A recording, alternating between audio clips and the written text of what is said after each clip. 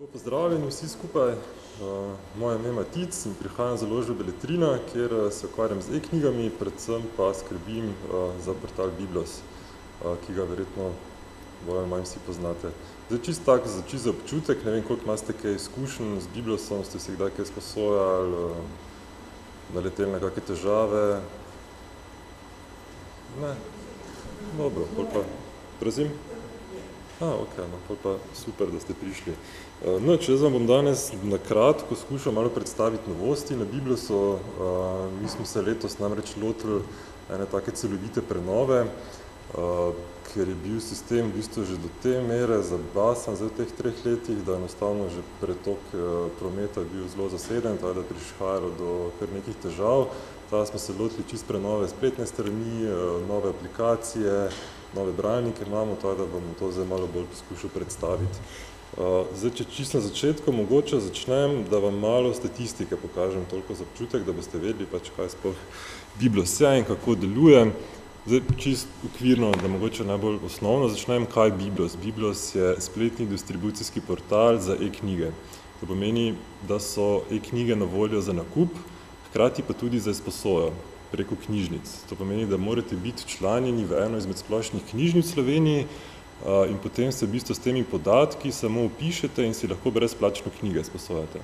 Knjige se potem po 14 dneh, lahko si izposodite 4 knjige naenkrat, po 14 dneh pa se avtomatsko zaklenejo in potem se enostavno vam jih zbrišete iz sistema in je to. Ne zbrišajo se same, toliko daleč še nismo zaenkrat, ampak se enostavno zaklenejo, tako da nimate nobenih skrbi z zamudninami ali karkoli. Glavne prednosti so, da si lahko vi knjige sposodite kjerkoli in kadarkoli. Samo da imate dostop do interneta, to se pravi lahko to ob 1 zjutraj ali ob 10 zvečer, samo da se lahko povežete na internet in se enostavno vpišete in si knjigo prenesete. Zdaj, knjige je možno brati na večjih napravah, to se pravi, to so na osebnih računalnikih, laptopih, na mobitelih, na tablicah in pa tudi na posebnih teh bralnikih. To so pa e-ink bralniki, posebno tehnologijo, e-črnila se imenuje. To je v bistvu danes problem recimo teh tablic ali telefonov, je, ker imajo LCD ekran. In to pomeni, da če vi dolgo gledate, vas začnejo oči boleti slej ko prej, zato ker to seva in ni najbolj priporočljivo in zdravo. Zdaj, ti bralniki pa imajo posebno e-črnilo, zato vam bom dal potem malo okoli, da si pogledate, in je dejansko največji možni približek tiskane knjige v elektronski obliki. To se pravi, da to e-črnilo nič ne seva in se vas nič ne utrudi. Zdaj pa čisto mogoče na kratko malo statistike vam pokažem. Mi recimo mesečno spremljamo število izposoj, vidite to gor, se vidi, no. Zdaj zaenkrat imamo nekje danes že okoli 7,000 do 8,000 aktivnih uporabnikov, to so uporabniki, ki si na mesec sposodijo vsaj eno knjigo. Zdaj, drugače je teh nekih uporabnikov, ki si vsake toliko sposodijo, več kot 10,000. Letos smo tudi v začetku leta prišli že do številke več kot 2000 knjig, ki je na voljo na Biblosu. Zato je mogoče malo varljivo, zato ker vsak potem misli, da si lahko vseh 2000 izposodi, je pa to v končni fazi odvisno od vsake knjižnice posebej. Zato ker knjižnice, podobno tako kot s tiskanimi knjigami, pač kupijo določeno število knjig in jih potem imajo na voljo. V primeru Biblosa in e-knjig je to tako, da knjižnice kupujejo licence, ki jo potem lahko izposodijo 52krat. Ko se pa to uporabi, teh 52 izposoj, pa knjižnica ponovno lahko kupi licenco, če želi, lahko pa tudi ne. Zdaj pa čisto na kratko samo da vam predstavim, kaj so recimo novosti. Ko sem že omenil, smo se lotili čisto razvoja novih aplikacij. Če ste imeli izkušnje s prejšnjo, ste ugotovili, da je dosti težavno za uporabo, dosti je bilo težav predvsem s tem Adobe ID-jem. To je pa to smo zdaj ukinili, namreč tega zdaj ni več potrebno, to je predvsem zaradi zaščite knjig. Knjige so namreč zaščitene, to se pravi, da se jih ne da nedovoljeno razpečevati oziroma distribuirati. Ti se moraš ustvariti svoj Adobe ID, si ga mora vpisati, avtorizirati vsako napravo in tu je bilo največ težav, tako da smo se to zdaj odločili, sicer je bil kar precejšen strošek, ampak glede na to, da bo zdaj toliko boljša uporabniška izkušnja, je bilo vredno. Zdaj bo tudi po novem podpora za EPUB 3, to je ta glavni format za e-knjige, recimo, ki ga mi uporabljamo in velika večina proizvajalcev po svetu. EPUB 3 pomeni, da bo zdaj tudi recimo slikanice bo dosti lažje narediti, ne?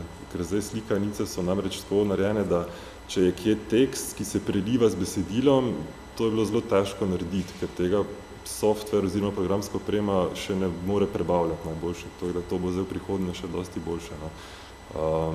Potem, kaj še novo je recimo to, da je zdaj možno znotraj aplikacije, če ste imeli izkušnjo recimo predvsem z Applovimi produkti, tam je Biblos aplikacija, si nisi mogel znotraj aplikacije izposoditi knjige. Ti si moral torej iti najprej na splet, si tam izposoditi, potem iti v aplikacijo in tam osvežiti in potem se ti je prikazalo. Ne? Zdaj bo to možno vse znotraj aplikacije delati. Pol so še recimo, zdaj s temi novimi aplikacijami bomo tudi mi lahko spremljali dosti bolj recimo bralne navade uporabnikov, ker prej mi nismo vedeli, ali je pač si uporabnik, vedeli smo, da si je sposodil, nismo pa vedeli, ali je sploh knjigo odprl, ali je samo prelistal, ali je celo prebral. To bomo zdaj tudi spremljali, predvsem bo pa to koristno, zato ker bomo lahko potem delali posebne priporočila, ki bodo pa prav kreirana za bralce, ne, da bodo čim bolj njim prilagojena. Kar smo tudi uvedli novo stvar je Biblos račun, to se pravi, prej je bilo, če ste si vi hoteli e-knjigo kupiti, ste si mogli svoj profil narediti, v glavnem se registrirati enostavno. Za izposojo pa ste mogli se vpisati s knjižničnimi podatki, to se pravi, da ste mogli operirati z dvojnimi podatki. Zdaj je možno, da se to združi, tako da pač samo z enimi podatki to delate. Ne? Preko tega bo tudi potem možno obveščati uporabnike o teh priporočilih, ki sem že omenil. Zdaj, če gremo še dalje, kaj torej uporabnik potrebuje, mora biti član knjižnice, kjer dobi torej geslo to, ki je, v bistvu ti podatki so enaki, kot so recimo za dostop do servisa na Kobiso moje knjige. Ne, če to poznate, torej isti podatki so to. Tako da to potrebuje pa seveda eno napravo, na kateri lahko bere in to je glavno, no, to dvoje. Če ne pa vam bom jaz kar zdaj poskušal čisto praktično pokazati, kako deluje, ne, sama izposoja. Torej, zdaj najprej na osebnem računalniku. Zato potrebujete program, ki se imenuje Adobe Digital Editions. Vsa navodila so tudi na naši spletni strani. To je ta program. Zdaj, drugače pa spletna stran se je malo spremenila. Recimo tako, ne vem, koliko poznate. Tu na levi strani so kategorije, po katerih se išče, lahko iščete tudi tu not. Potem, če kliknete na knjigo, recimo, vam pokaže vse metapodatke. To je še obvestilo. Torej, če začnemo, če gremo na prvo stran Biblosa, se je potrebno tukaj zgoraj vpisati. Ne? To je prvi korak. Zdaj, če imate kakšno težavo, recimo, da ne veste, pišete se namreč, ne?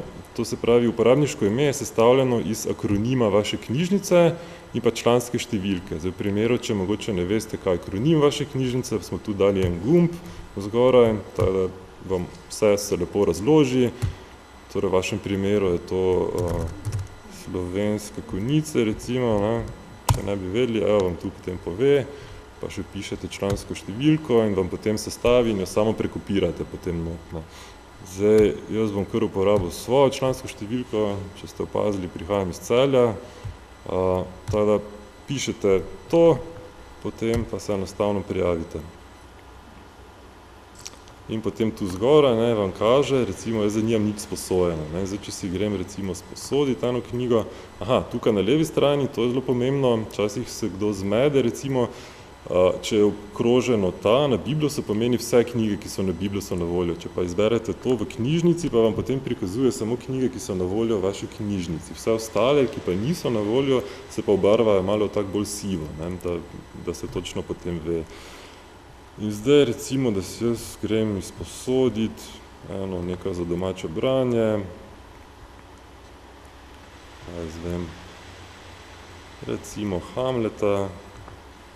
Enostavno se potem klikne, vas vpraša, potrdite, izposodi. Evo, in potem se knjiga prikaže tu zgoraj, ne. To pomeni, to je tak vaš oblak potem. In tukaj še vidite, ne, da imate še 3 knjige sedaj sposoditi. In zdaj, če jaz hočem recimo to knjigo brati na mojem računalniku, potem grem v ta program, to lahko storite prej ali pa kasneje, ko hočete knjigo odpreti, v vsakem primeru vas v programu opozoril, da se morate vpisati v njega, ne. To pa naredite tako, da greste na Help, izberete Authorize Computer in tukaj, ne, recimo prej je bilo potrebno Adobe ID svoj pisati. Zdaj po novem pa kliknete na ta spustni meni in potem se vam prikažejo, to so pa različni ponudniki e-knjig. Namreč to se zdaj imenuje Vendor ID. To je na nek način, da mi kot ponudnik e-knjig vsem uporabnikom Biblosa že vnesemo nek enoten ID. To se pravi, da uporabniku ni treba več pisovati svojega, ampak uporabi našega. In zato potem poišče, to je zelo pomembno, torej Inkbook. To smo mi, no? To smo mi kot ponudnik e-knjig, v sodelovanju z enim podjetjem. Tako da se zbere samo to, Inkbook, potem pa se isto kot na spletni strani se vpiše akronim knjižnice in pa geslo. In potem se enostavno klikne Authorize in to. In zdaj je računalnik pripravljen za odpiranje knjig, ki si jih kot uporabnik sposodiš, ne. Zdaj, če gremo nazaj na spletno stran, se lahko kliknem Prenesi. Okej, to je odvisno od vsakega brskalnika posebej, kako to on naredi. Tukaj potem izberemo Odpri. Evo, in tako potem to izgleda. Zdaj, če grem nazaj recimo, ne, potem se tu mi pokaže in tukaj tudi zgoraj potem, ne vem, če vidite, odšteva dni, koliko časa še lahko imaš to knjigo, ne. Ne rabimo pa biti priklopljeni na internet.